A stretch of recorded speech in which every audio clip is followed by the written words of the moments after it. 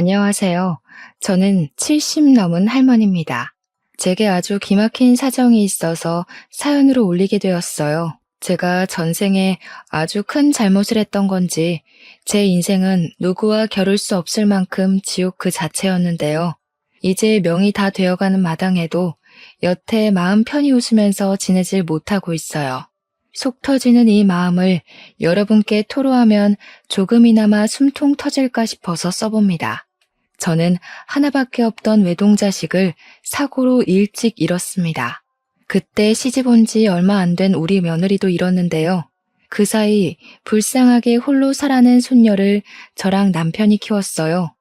우리 손녀는 부모님이 없다는 것에 불평을 하지 않는 얌전한 아이였습니다. 원래도 말이 없고 학교에 있었던 일이나 사회생활 같은 걸 우리에게 시실콜콜 말하는 살가운 성격이 아니었어요. 이게 아마 부모가 없다는 것에 기가 죽어있던 모습이 아니었나 뒤늦게 생각해 보네요. 그런 손녀의 성격을 워낙 잘 알기 때문에 저랑 남편은 단 한 번도 손녀를 들들 볶은 적이 없어요. 죽은 우리 아들이 좀 과묵한 타입이었거든요. 아마 손녀가 아들 성격을 닮은 게 아닌가 싶습니다. 남편은 손녀가 말 안 해도 알아서 잘한다고 늘 믿는 사람이었는데 저는 그래도 내 손녀 일이니까 손녀의 일상이 늘 궁금했고 손녀의 삶을 알고 싶었어요. 근데 참았죠. 그거 하나 참는 게 얼마나 힘이 들었는지 모릅니다. 그래서 사실 손녀에 대해 그렇게 아는 것은 많이 없었어요. 때문에 저랑 남편은 손녀에게 결혼할 남자가 있는 줄도 몰랐거든요. 어느 날 손녀가 결혼할 남자가 있다면서 만난 지 3년이 된 사이라고 했을 때 저도 남편도 많이 놀랐습니다.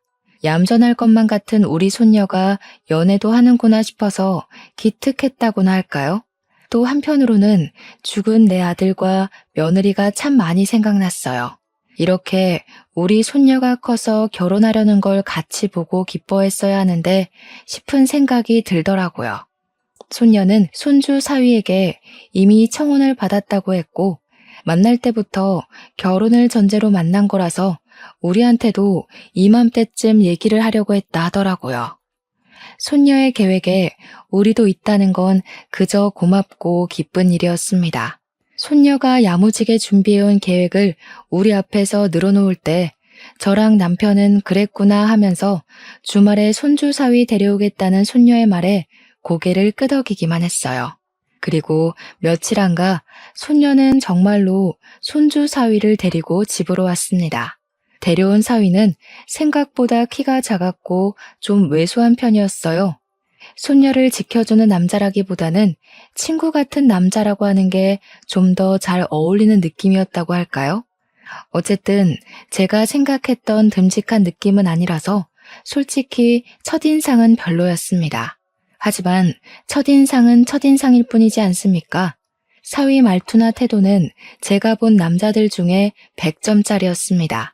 손녀에게 보이는 배려도 그렇고 어른을 대하는 말씨도 그렇고 어디 하나 모난 곳이 없는 총각이었어요.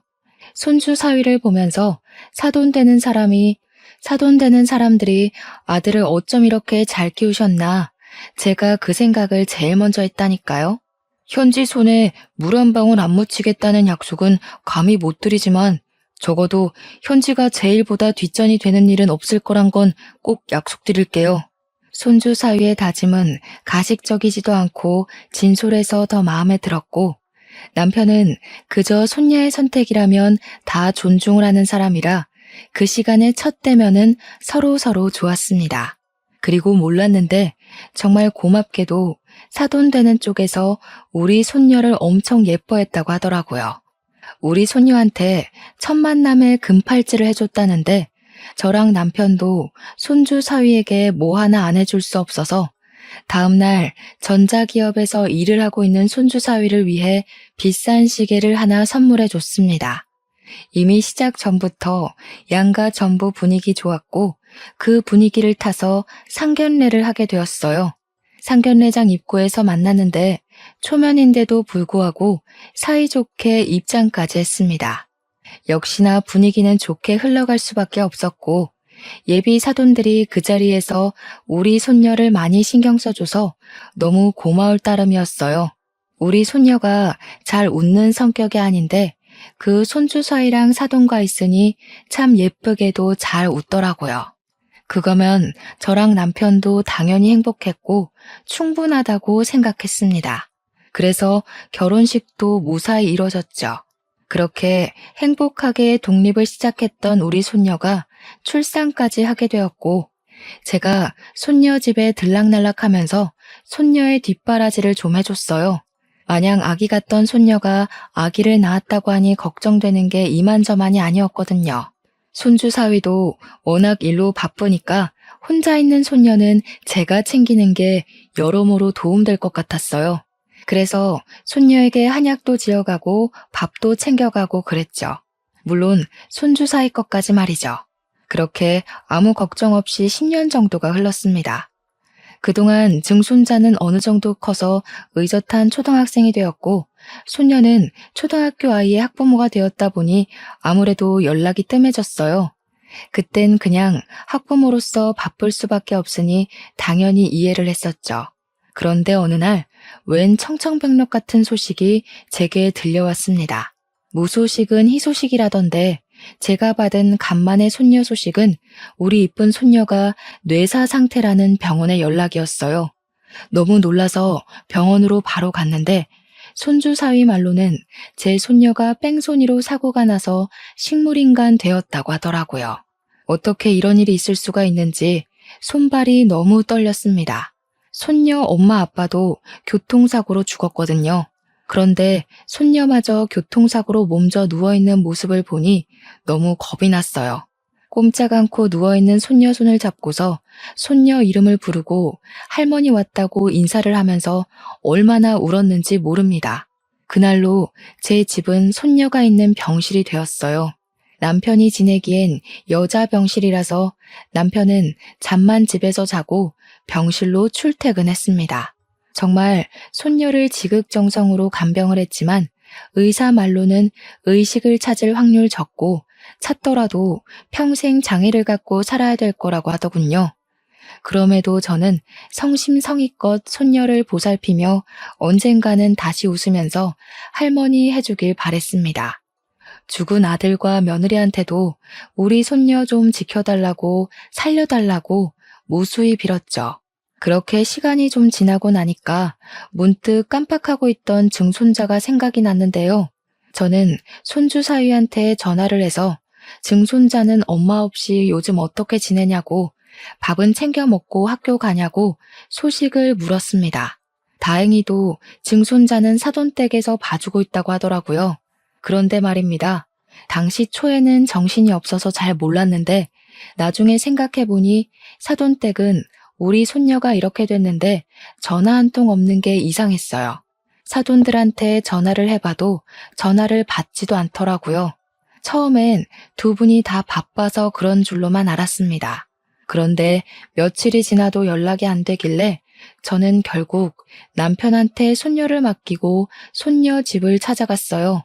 그리고 거기서 손주 사위의 불륜을 목격하고 말았습니다.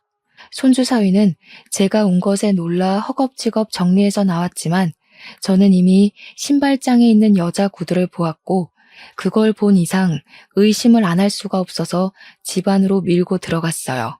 정말 어처구니 없게도 제 의심이 들어맞더군요. 손주 사위가 딴 아가씨랑 저녁 먹고 있는 자리를 봐버렸지 뭡니까. 손주 사위가 당황해하며 해명하려고 하길래 저는 바로 귀싸대기를 날렸어요.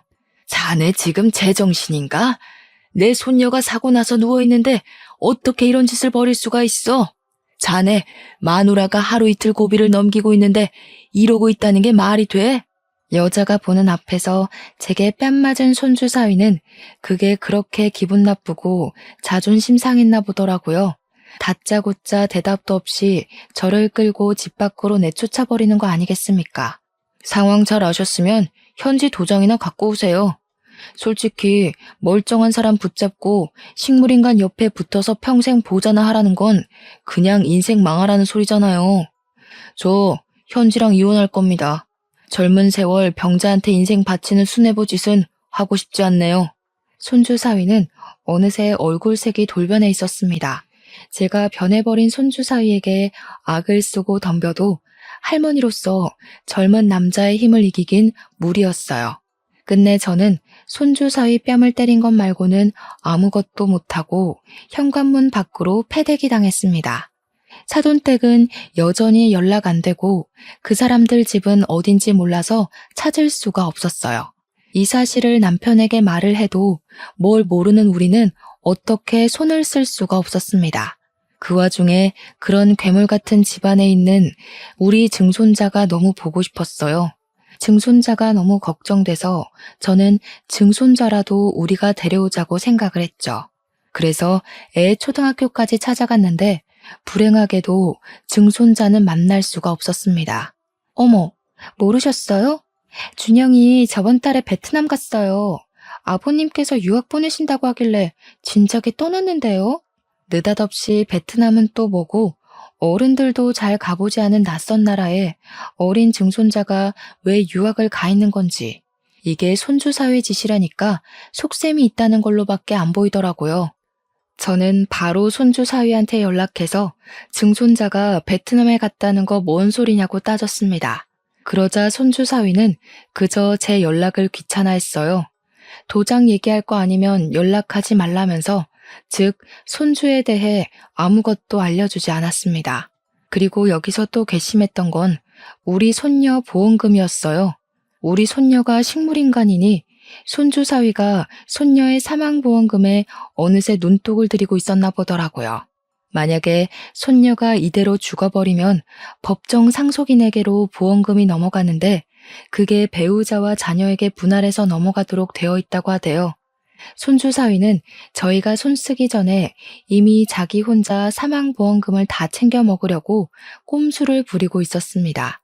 상속인 전원이 동의하지 않는다며 일부러 지급을 미루고 있다가 증손자를 해외로 빼돌리고 나서 자기 혼자 보험금을 다 타먹으려고 미리 대기하고 있던 중이더라고요.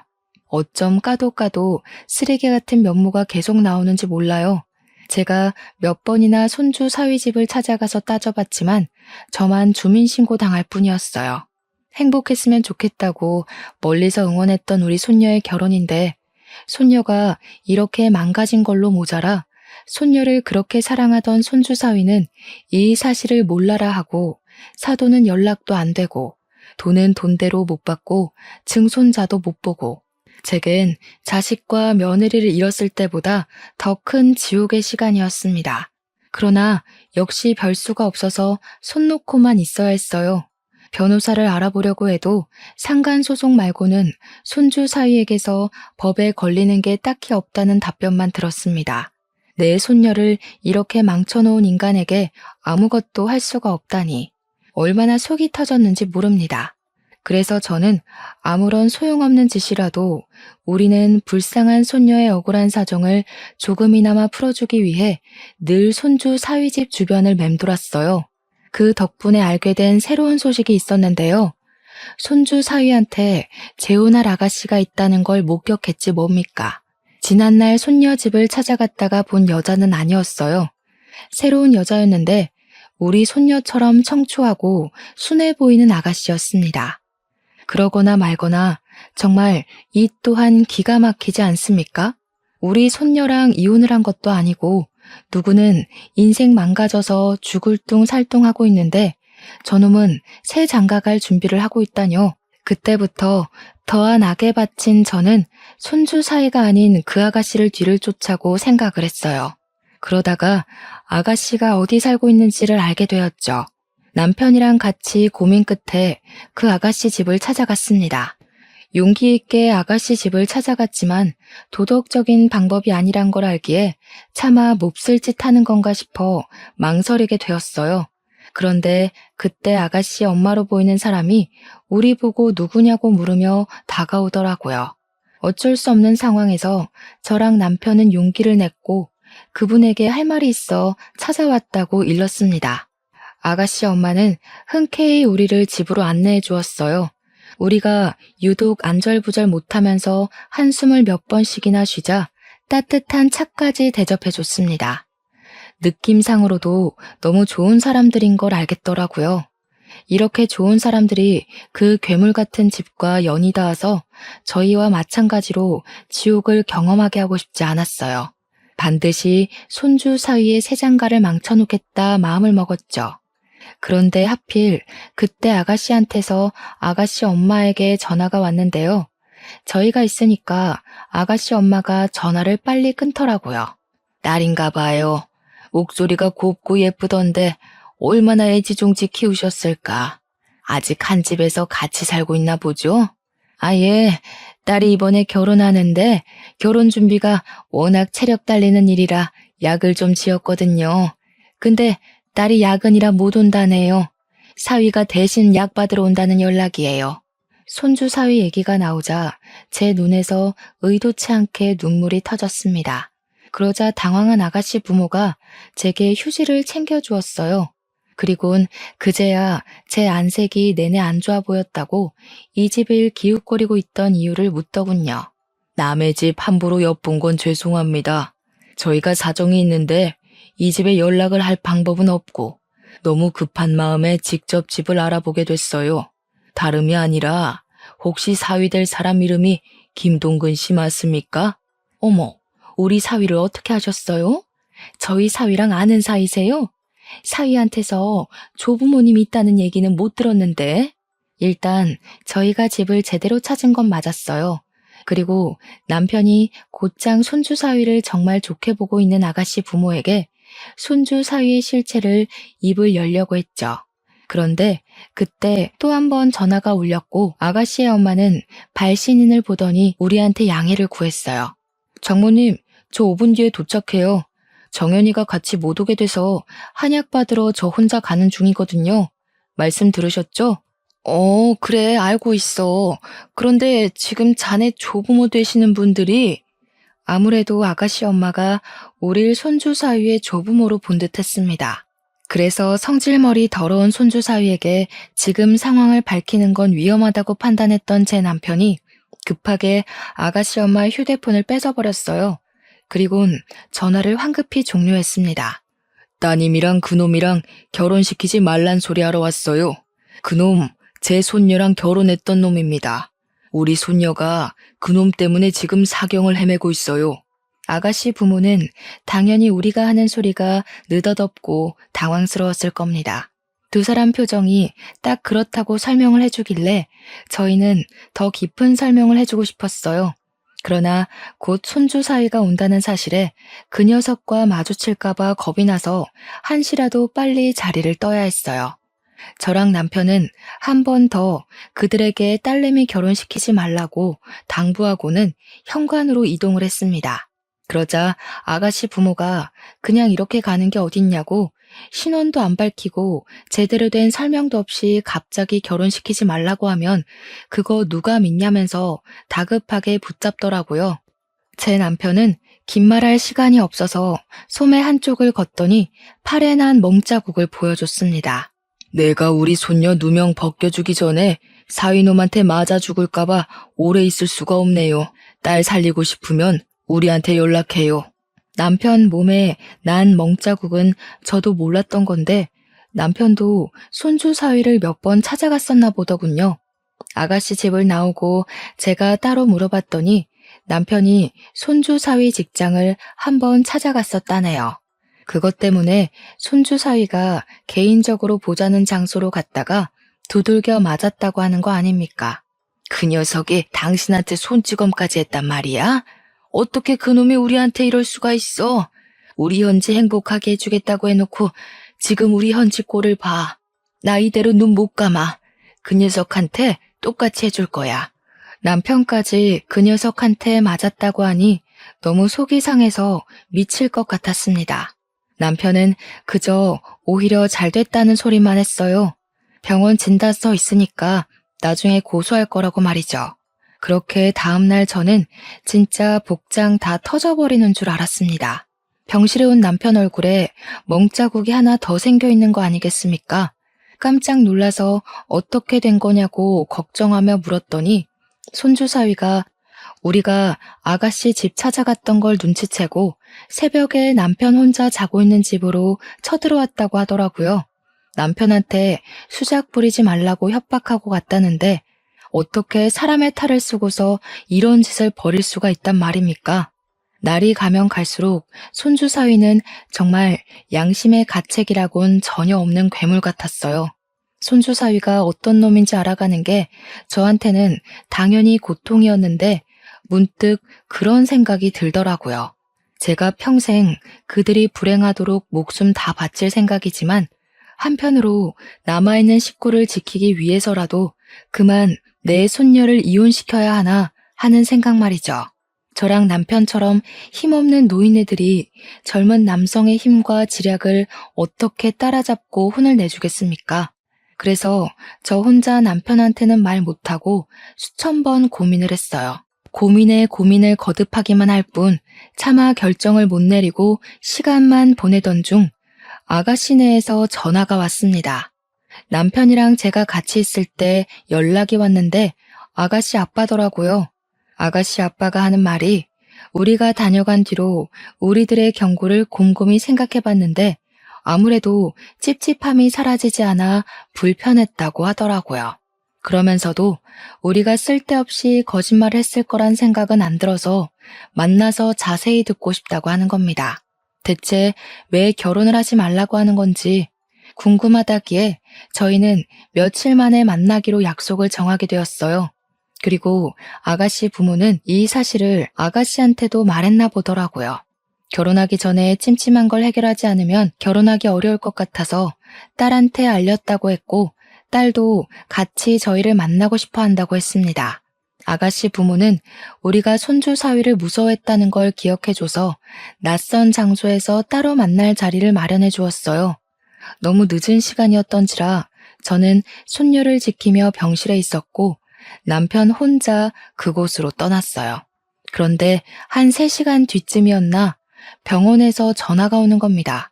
그 연락은 다름 아닌 우리 남편이 사망했다는 소식이었어요. 너무 놀라서 손녀 병원으로 실려온 남편에게 달려갔습니다. 남편은 물에서 건져진 사람처럼 다 젖은 채로 눈을 감고 있었는데 소방관 말로는 물에 빠져 있는 남편을 지나가는 사람이 보고 신고했다고 하더군요. 저는 남편을 붙잡고 울면서도 왜 남편이 이렇게 됐는지 이해가 안 갔어요. 분명 그 아가씨 가족들을 만나러 갔는데 어떻게 일이 죽어서 돌아올 수가 있단 말입니까? 왜 진실을 구하고 정의로 다가갈수록 제 사람들이 망가지고 죽는 걸까요? 괴롭던 와중에도 그 순간 떠오르는 사람이 한 명 있었는데 당연히 손주 사위였습니다. 확인을 해본 건 아니지만 저는 분명 이게 전부 손주 사위의 짓일 거라 확신까지 했어요. 제 손녀로 모자라 남편까지 이렇게 만들어버린 손주 사위를 절대 용서할 수가 없었습니다. 아무리 노인네라도 악에 바친 사람은 뭐든 해낼 수 있는 법이잖아요. 저는 늙은 몸으로 경찰서를 찾아가 손주 사위를 당장 신고했어요. 그러나 역시 쉽지만은 않았습니다. 심증만 있는 걸로는 수사가 안 된다고 하더라고요. 또 제가 할머니라서 무시하는 건지 젊은 경찰관들이 저를 치매 걸렸다고 생각하면서 집이 어디냐고만 묻길래 결국 저는 짜증만 한바탕 내고서 신고를 포기해버렸습니다. 그리고 남편과 저의 노후 자금을 최대한 탈탈 털어서 서울에 능력 있는 변호사를 고용했어요. 변호사는 경찰과 달리 사건으로 먹고 사는 사람들이기 때문에 제 사정을 잘 받아들여 주었어요. 무엇보다 제가 이길 수 있도록 대처 방안도 척척 내어주는데 얼마나 감사했는지 모릅니다. 변호사에게 제 억울함을 모두 호소하고 시키는 대로 증거까지 다 모아서 저는 손주 사위 결혼식까지 기다렸어요. 그렇게 대망의 결혼식 당일이 되었습니다. 신랑 입장이 진행되고 신부 입장을 앞뒀을 때 저는 입장을 위해 문 앞에 대기하고 있던 아가씨와 아가씨 아빠 앞에 모습을 드러냈습니다. 아가씨는 제 얼굴을 본 적 없어서 몰랐는데 아가씨 아빠가 저를 알아보고 바로 아른 채 해줬어요. 아니, 여길 어떻게 오신 거예요? 그렇잖아도 어떻게든 찾아서 연락을 드리려고 했는데 시간이 촉박해서 그러질 못했어요. 이 결혼하면 안 돼요. 우리 바깥 양반이 지난번 약속에 못 나간 건 사고가 났기 때문이었어요. 그것 때문에 내 남편이 이렇게 죽었다고요. 저는 품에 들고 있던 남편 영정사진을 보여주었습니다. 아가씨는 그저 상황에 대해 혼란스러워했고 아가씨 아빠는 영정사진을 보고 꽤 많이 당황하는 눈치였어요. 저는 이게 다 아가씨가 결혼하려는 남자의 짓이라고 밝혔습니다. 그때 다른 직원들이 저를 붙잡고 쫓아내려고 했는데 아가씨 아빠가 내버려 두라고 해서 계속 얘기를 할 수 있었어요. 저는 그 자리에서 손주 사위의 실체를 낱낱이 읊었습니다. 옆에 변호사도 같이 있었기 때문에 변호사가 저를 대변해서 조리 있게 잘 설명해 줬어요. 이미 손주 사위를 의심하고 있던 상황에서 증거까지 쏟아져 나오자 충격받은 아가씨는 그대로 주저앉았고 아가씨 아빠 참담한 사실에 할 말을 잃은 듯해 보였어요. 그리고 때마침 신부 입장 때문에 문이 열렸습니다. 저는 저 멀리 들떠서 기다리고 있는 손주 사위를 발견했죠. 아가씨 아빠한테 이 결혼을 내가 망쳐도 되겠냐고 제대로 허락을 구했더니 감사하게도 아가씨 아빠는 침묵을 계속 유지하면서 고개만 끄덕여 주었습니다. 그래서 저는 신부 대신 버진로드로 올라갔고 맞은편의 사위놈을 똑바로 쳐다봤어요. 하객들은 신부가 아닌 웬 할머니가 나타나자 곧 웅성거리기 시작했습니다. 그리고 저를 발견한 건지 손주 사위 표정 또한 점점 굳어지는 게 보였어요. 저는 손주 사위 쪽으로 걸어가면서 곧장 소리쳤죠. 그곳엔 그렇게 연락 안 되던 사돈 어른들도 같이 있었습니다. 이 천하의 죽일 놈들아, 어떻게 우리 손녀로 모자라 내 남편까지 죽일 수가 있어? 당신들이 사람이야?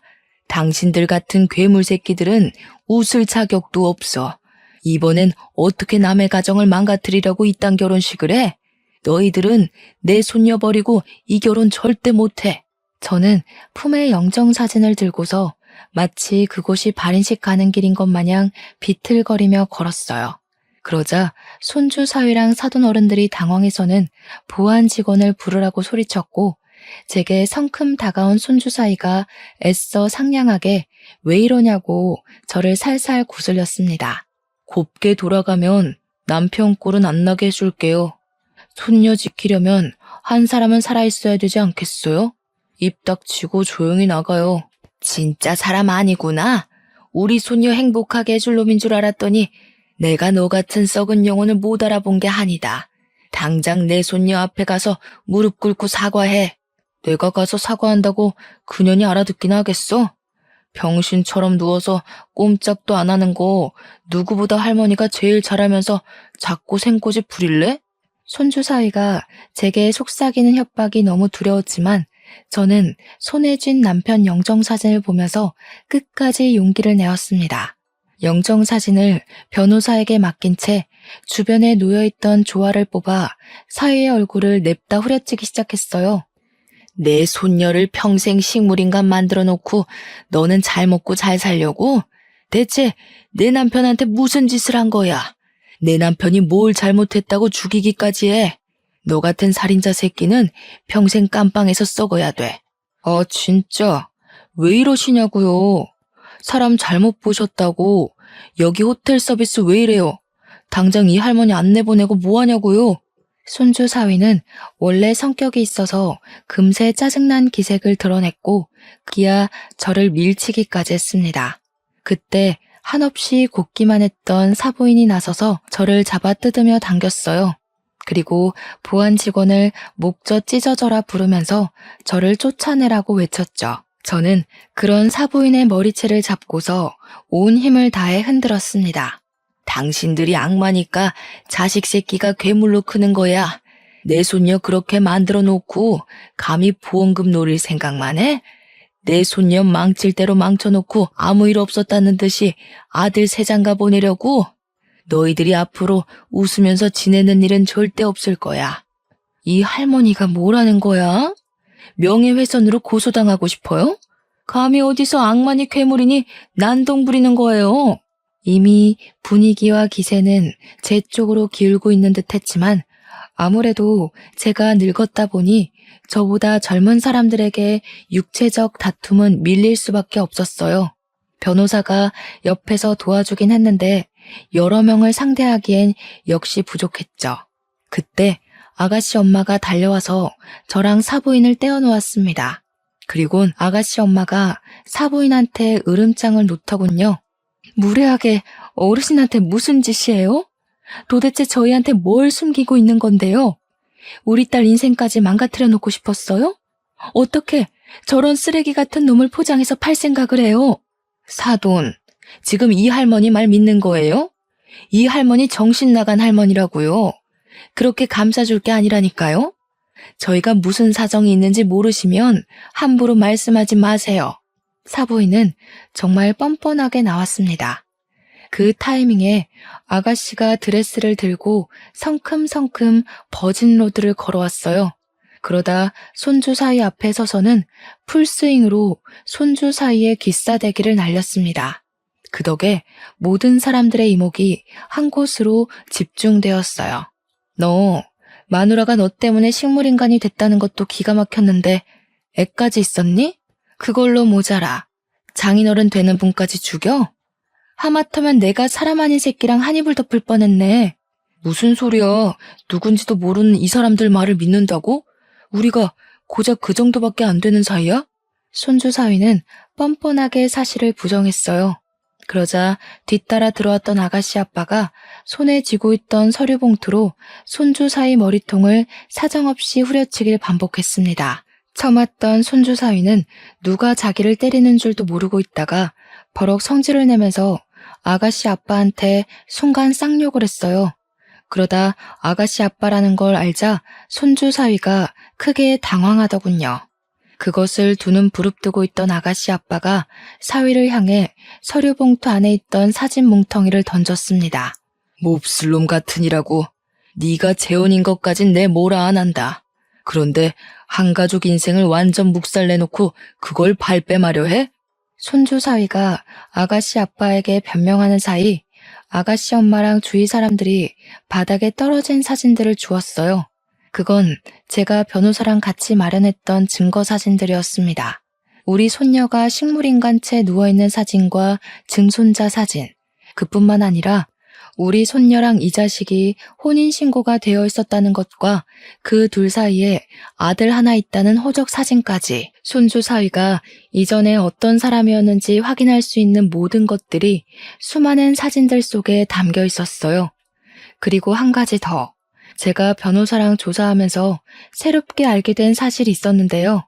식물인간 된 손녀는 뺑소니로 사고가 난 게 아니라 사실 손주 사위가 바람 피우고 손찌검했던 충격 때문에 탈진에 우울증까지 앓다가 쓰러진 거였더라고요. 뒤늦게 정신을 차리고 깨어난 우리 손녀는 이미 정상이 아니었을 텐데 손주 사위는 그저 우리 손녀가 자신이 바람 피운 사실을 빌미로 위자료를 청구할까봐 대포차를 이용해 CCTV 하나 없는 한적한 산길로 싣고 갔고 뺑소니로 위장하기 위해서 우리 손녀를 들이받아버렸던 겁니다. 이건 엄연한 살인미수 사건이었죠. 변호사가 뺑소니 사고 알아보다가 뭔가 허술한 점이 있어서 자세히 조사를 했더니 밝혀진 사실이라고 했어요. 심지어 이걸 사돈 어른들은 알면서도 우리를 외면했고 아들의 끔찍한 짓을 감싸고 돈 거였어요. 그리고 우리 남편을 처리한 방법도 마찬가지였습니다. 역시나 사위가 자신의 재혼할 여자에게 모든 진실이 폭로될까 두려워서 남편을 죽인 거였어요. 남편 입막음 하려다가 실랑이가 벌어졌고 제 남편을 기절시켜서 차에 태운 뒤 절벽 아래 호수로 떨어뜨린 거였더라고요. 이 사실은 저 또한 모르고 있다가 그 자리에서 들은 사실이었는데요. 아가씨네 아빠가 흥신소에 돈을 맡기고 뒤늦게 알아낸 정보더라고요. 모두 대포차에 CCTV 하나 없는 곳이라 경찰도 제대로 수사해주지 않았는데 아가씨네 아빠가 돈이 꽤 있는 집안이었는지 저 몰래 이렇게 조사를 해줬고 발견한 진실을 결혼식에서 터뜨린 거였어요. 그러니까 결국 아가씨네 또한 이 결혼을 할 생각이 없었던 겁니다. 더 이상 사돈 어른들과 손주 사위가 변명 못하고 있는 꼴을 보고서 저는 웅성거리는 하객들을 향해 마지막으로 울부짖었어요. 이 썩을 놈이 바람 피워서 내 손녀 평생 불구 만들어 놓고 보험금도 훔쳐갔어요. 어떻게 이런 놈이 감옥도 안 가고 새 삶을 살도록 내버려 두겠어요? 이 개자식이 다시는 세상 빛 못 보게 제발 도와주세요. 인간 같지도 않은 것들의 행적들이 밝혀지니 저는 알면서도 또 한 번 주저앉아 좌절을 하게 되었어요. 하객들도 놀라서 쑥덕거리기 시작했고 사진까지 찍혔습니다. 그러는 사이 저는 사돈 어른들 발목을 잡고서 계속 따졌어요. 어떻게 사람이 그럴 수 있냐고 했더니 사돈 어른들은 그저 발뺌하면서 사색이 되어서는 그제야 도망을 치려고 하더라고요. 그러자 이 사실을 다 들었던 보안 직원들이 제가 아닌 사돈 어른들을 붙잡음으로써 그들은 도망가질 못했습니다. 신부 입장하기 전에 아가씨 아빠와 아가씨가 이미 112 신고까지 해놓은 상황이었어요. 손주 사위까지 우리를 밀치고 도망가려던 때에 마침 경찰 들이닥쳤죠. 그렇게 해서 그날 결혼식은 그 어떤 결혼식보다 완벽하게 파투가 났어요. 저랑 변호사는 그간 모은 증거물을 경찰에게 제출했고 수많은 증인들 덕분에 사실 확인은 더 이상 필요가 없었습니다. 저는 손주 사위와 사돈댁을 보험 사기부터 살인죄, 살인미수죄, 방간죄 등등 할 수 있는 건 다 물어서 신고를 했어요. 그러자 황당하게도 그들이 감옥은 가기 싫었는지 뒤늦게 합의를 하자고 큰 액수를 요구하대요. 어처구니가 없어서 손주 사위 얼굴에다 침이나 뱉어주고 나왔습니다. 그렇게 모든 소송이 끝나고 저는 손녀 옆에 앉아 손녀 손을 잡고 한참이나 멍하게 있었어요. 그러던 중 갑자기 아가씨 집안에서 우리 손녀가 입원한 병원을 찾아왔는데요. 놀라서 어떻게 왔냐고 했더니 당연히 와봐야 된다고 생각했다며 미안하게도 저를 뒷조사 좀 했다고 하더라고요. 그저 스쳐갈 인연이었는데 이렇게 찾아와 주시니 감사하기만 했습니다. 아가씨 가족들은 제 손녀를 보면서 대신 눈물을 흘려주기도 했어요. 아가씨보다 우리 손녀가 더 어린 나이였는데 아가씨 눈에는 우리 손녀가 한창 예쁠 나이인 20대에 침상에만 미동 없이 누워있는 것이 많이 안쓰러워 보였나 봐요. 마음 아프다고 하더군요.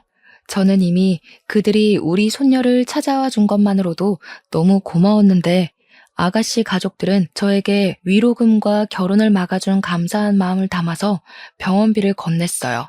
돈을 받을 생각은 없었기에 당황해서 바로 거절했더니 아가씨 아빠가 꾸역꾸역 제 손에 쥐어주더라고요. 아무리 그래도 이 돈은 받을 수가 없어서 저는 대신 다른 부탁 하나 들어줄 수 있냐고 되레 제안을 해버렸습니다.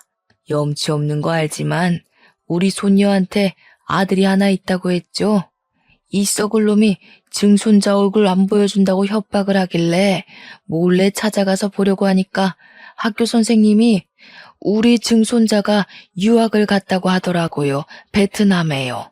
아마 그게 아가씨랑 결혼하기 위해서 손주 사위가 자식을 숨기려고 했던 것 같다면서 얘기를 했더니 아가씨 집안은 참담한 얼굴을 하면서 손주 사위네 식구들에게 또 한 번 실망을 표했습니다. 원래 증손자 일도 사실 아가씨네에게 부탁할 생각은 없었거든요.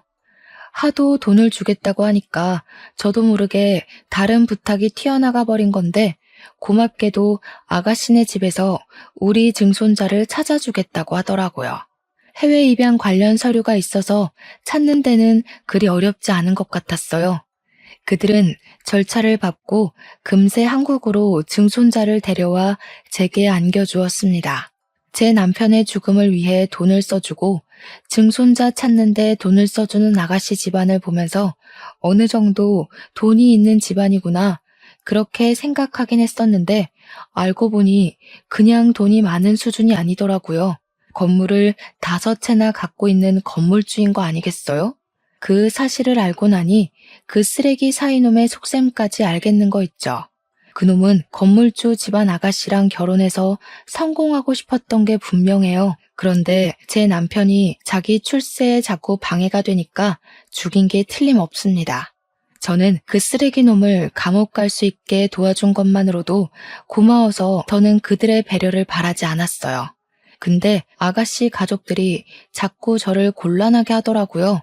자기 귀한 외동딸이 흉악범이랑 결혼할 뻔한 걸 막아줘서 고맙다는 이유로 저한테 우리 손녀 병원비를 계속 내주겠다고 하는 거 아니겠습니까? 제가 그게 부담되고 미안해서 증손자를 찾아달라고 말을 돌렸던 건데 그들은 제게 끝내 병원비를 쥐어주었습니다. 액수가 너무 상당했어요. 우리 손녀가 언제까지 이 상태로 있을지 모르니 그만한 기간만큼 경제적 지원에 구애받지 않도록 신경 써준 액수였습니다. 저는 그들에게 너무 고마워서 눈물을 펑펑 쏟았어요. 남편도 잃고 손녀까지 잃게 생긴 제게 그들은 은인이나 다름없었죠. 그리고 더 고마웠던 건 우리 증손자가 아직 중학생도 안 돼서 제가 데리고 키우려면 돈을 벌어야 되는데 그것까지 신경을 써주더라고요. 아가씨 아빠가 저더러 나이 먹고 어떻게 일을 해서 돈을 벌겠냐면서 자기가 세받고 있는 건물에 방이 하나 남으니 거기서 증손자랑 같이 살게 해주겠다고 선뜻 얘기해주는 거 아닙니까? 그리고 국가에서 조손 가정에게 경제적으로 도와주는 혜택들이 있으니 증손자는 지역 아동센터에서 학습이랑 성장에 도움되는 각종 프로그램을 지원받을 수 있도록 아가씨가 대신 알아봐 주겠다고도 했어요. 정말 손이 떨릴 정도로 감사해서 몸둘 바를 몰랐습니다. 너무 염치 없이 받기만 하는 거 아닌가 싶어서 두 손에 얼굴을 묻고 마냥 울기만 했는데 젊은 아가씨가 마치 손녀처럼 저를 안아주었어요. 할머니, 오래 사셔야 돼요. 그래야 여기 누워있는 손녀딸도 힘내서 일어나죠. 더는 할머니가 신경 쓰는 일 없도록 저희 집에서 최대한 도울게요. 저희 필요하시면 언제든지 연락하셔야 돼요. 알았죠? 어쩜 이렇게 착한 집안이 다 있는 걸까요? 불쌍한 우리 집안을 도와주기 위해 하늘에서 내려온 천사와도 같다고 느꼈습니다. 덕분에 저는 많은 힘을 얻었어요. 우리 손녀가 언제 깨어날지 모르지만 제 한 목숨 다 다를 때까지 손녀가 깨어날 날만을 기다리며 씩씩하게 살아갈 거예요. 우리 증손자 또한 깨어날 엄마가 자랑스럽게 생각할 수 있도록 아주 의젓하게 키울 예정입니다. 그리고 솔직히 제가 그들에게 해준 게 없는데 너무 염치 없이 받기만 하는 게 좀 미안해서 제 나름 그 집에 작은 보답이라도 해주고 싶더라고요. 그래서 집에서 반찬이라도 만들어 아가씨네 집에 종종 보내주곤 했어요. 나이 먹은 할머니가 괜한 짓 생각한다고 할 수도 있는데도 그 집안 사람들은 항상 고맙다고 제 덕분에 늘 영양보충 든든하게 한다면서 웃는 얼굴로 대해줬어요. 그들만 보면 저는 명이 다 끝나가는 마당에 갑작스레 이 무슨 행운인가 싶은 생각을 합니다. 쓰레기 같은 사위놈 때문에 우리 집안은 풍비박산이 나버렸지만 천사 같은 집안 덕분에 죽을 날만 기다리고 있던 이 할머니가 살아갈 힘이 생겨 놀랍기만 하네요. 사람 인생 알 수 없는 거라더니 이런 일도 생길 수 있나 봅니다. 불쌍하게 간 우리 영감. 제가 남은 생 열심히 살다가 곁으로 가게 되면 고생 많았다고 보듬어 주겠죠. 죽기 전에 우리 손녀 눈 뜨는 거 한 번만 보고 가야 할 텐데. 손녀가 꼭 제 앞에서 다시 서 있을 수 있는 그날만 고대하면서 남은 생 동안은 온 힘을 다해 애써보겠습니다. 불운이 있으면 반드시 행운도 있다는 걸 모든 분께서 늘 유념하며 살아가셨으면 해요. 묵직한 사연 들어주셔서 고맙습니다. 평안한 하루 보내세요.